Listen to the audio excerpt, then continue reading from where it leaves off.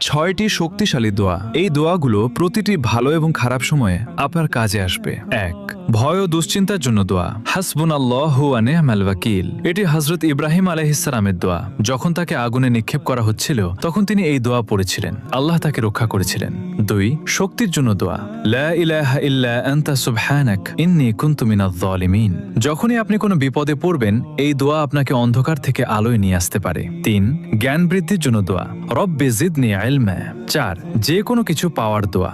রব্বি ইন্নী লিমা আনজালতা ইলাইয়া মিন খায়রিন ফাকির। এটি হযরত মুসা আলাইহিস সালামের দোয়া। যখন তিনি একা ও বিপদে ছিলেন তখন এই দোয়া করেছিলেন। আল্লাহ তার জন্য পথ খুলে দিয়েছিলেন। 5. বরকত ও রিজিকের জন্য দোয়া। আল্লাহুম্মা বারিক লানা। 6. মনের কষ্ট দূরের দোয়া। আল্লাহুম্মা ইন্নী আউযু বিকা মিনাল হাম্মি ওয়াল হাযান। এটি হযরত মুহাম্মদ সাল্লাল্লাহু আলাইহি ওয়াসাল্লামের দোয়া। তিনি কঠিন সময়ে এই দোয়া পড়তেন। এটি মনে প্রশান্তি এনে দেয়। সবাই কমেন্টে আলহামদুলিল্লাহ